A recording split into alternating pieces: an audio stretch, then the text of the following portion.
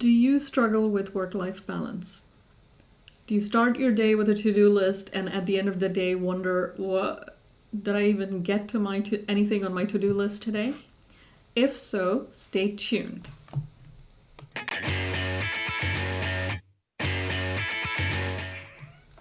Hey everyone, my name is Barka Herman. I'm a woman in tech and I make videos about lifing as a woman in tech.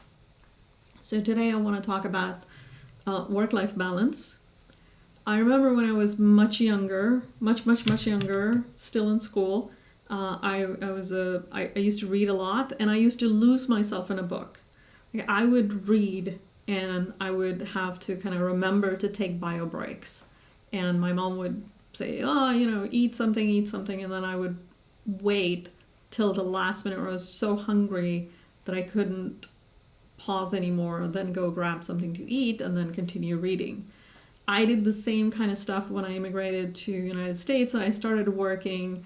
I was learning computer science. I was working on projects.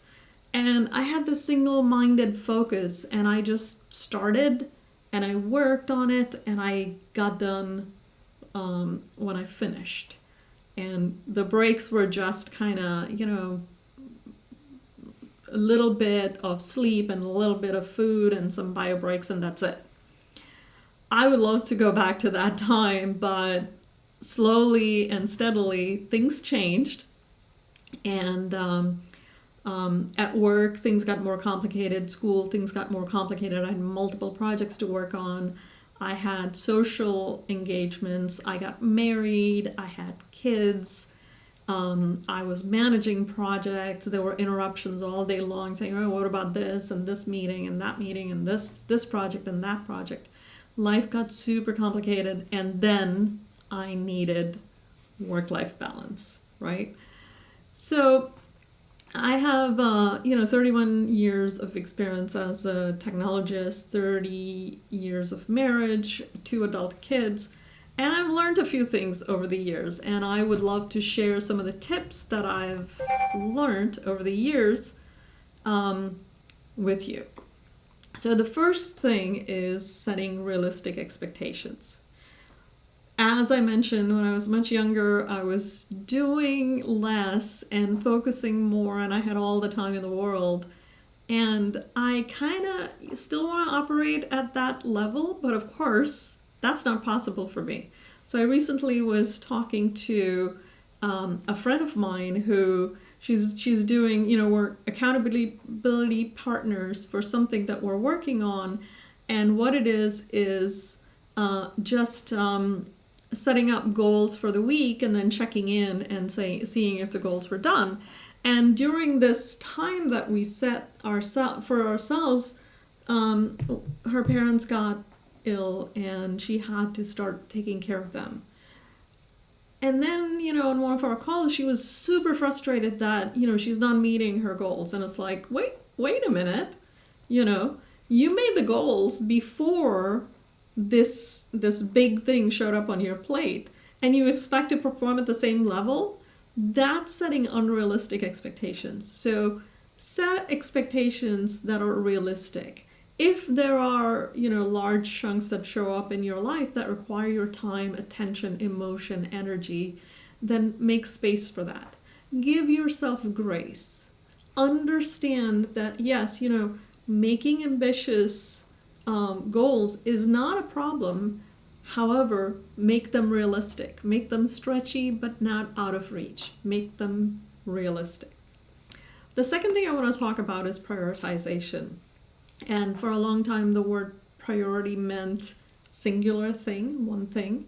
And now we use prioritization as a list of things. This is my priority list. And I still like to look at my priorities as singular. And I know people are going to say, well, but Barka, I'm working on a project, I'm focusing on it, and then there's a Sev1 problem in production, and I have to take care of it. But when you're taking care of that Sev1 problem, are you thinking about the project you just left, or are you completely focused on the Sev1? That's what I mean by priority. I can't tell you how many times I've been working, I'm in a meeting, whatever, at work, and I get a call from the daycare or the school, blah, blah, blah. Something happened to the kids.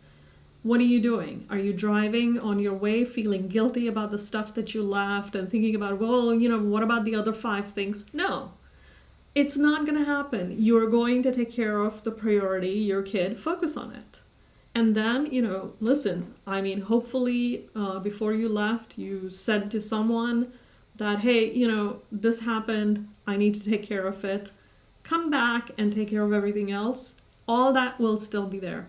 What we do is we think that, I have to do this. I have to go pick up the kid or take care of the step one or take care of whatever the emergency, while thinking about the next meeting, worrying about the task that I just left, and anxious about tomorrow's stuff and 50 other things.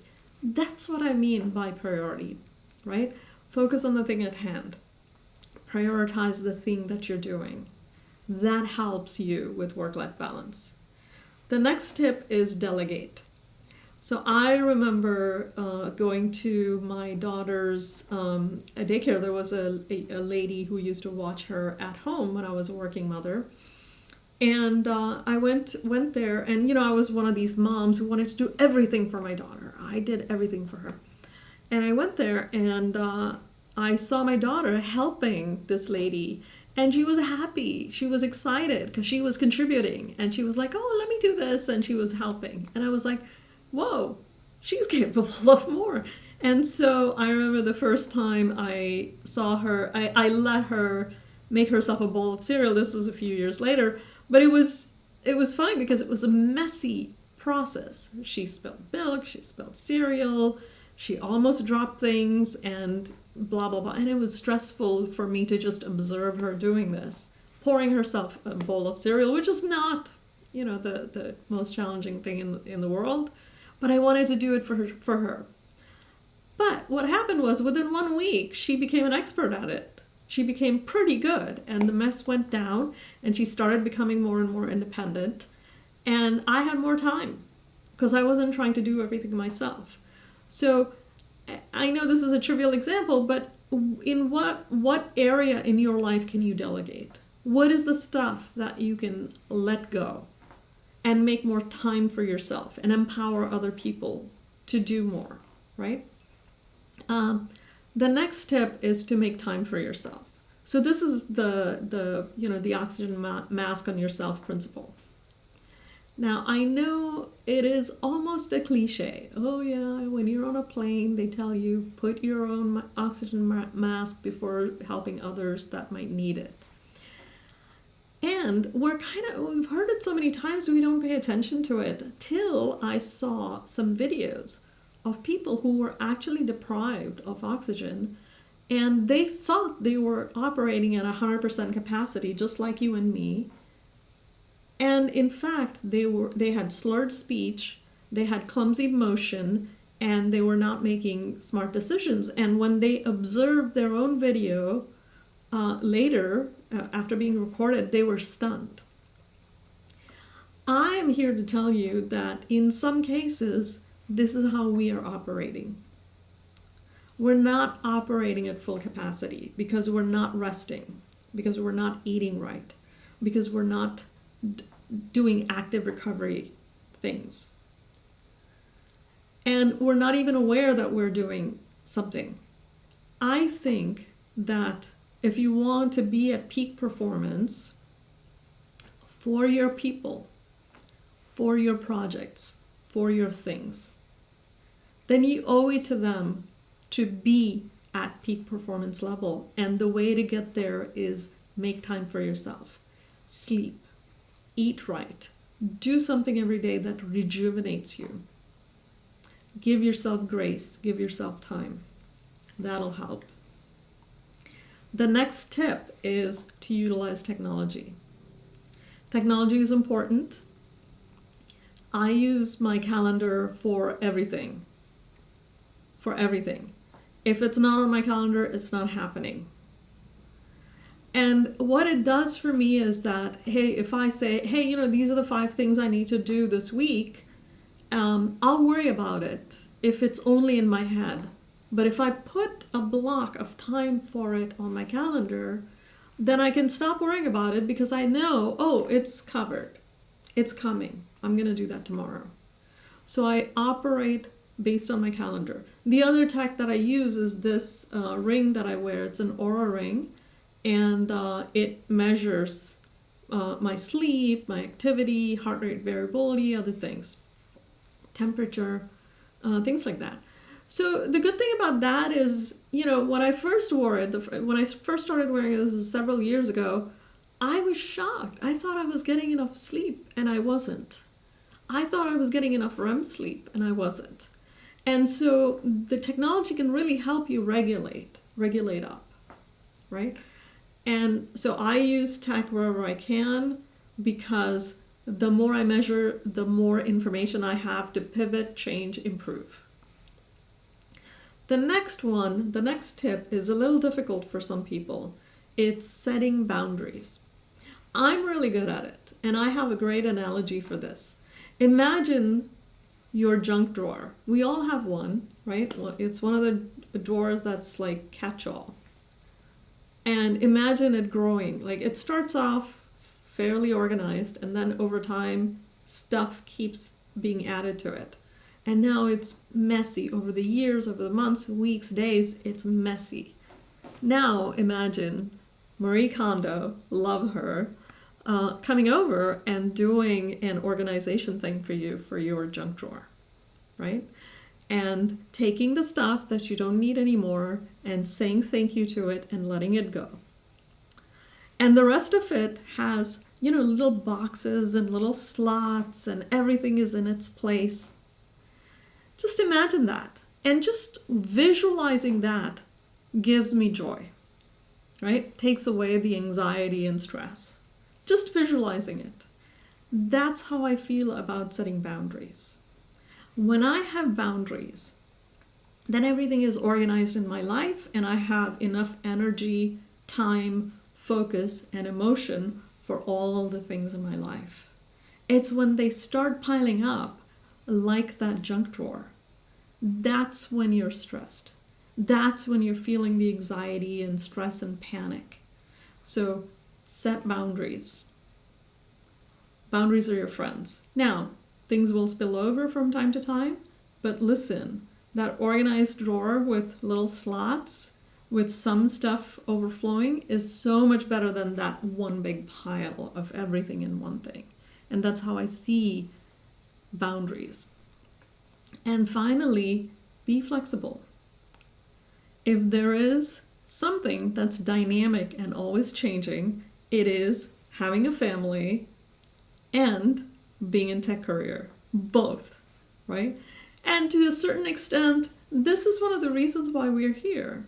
The dynamism and the change and the newness and the excitement is one of the reasons why I love family and I love tech. So for me to say, change is terrible, that's hypocritical. Change will happen, whether you like it or not. And I know, to a certain extent we all like it, but then if it's sudden and unexpected and whatever, then it gets stressful. However, if you have done all the 6 things that we talked about before this, if you're following that tip, if you are, setting realistic expectations, you're prioritizing, you're delegating what you can delegate, you're taking time for yourself, you're utilizing technology for helping yourself, you're setting boundaries, and then change happen, pivoting becomes easier. It's not as stressful. It's not as, anxiety ridden. So expect change, pivot, be flexible. Hopefully, these tips will help you as much as they have helped me in life. This is a learned experience for me. I'm grateful to have them, and hopefully this will help you too. If you've stayed this long, thank you so much for watching my video. Please like and subscribe. I'm a new YouTuber, so I need all the help I can get. Share the video, like, subscribe, and thank you.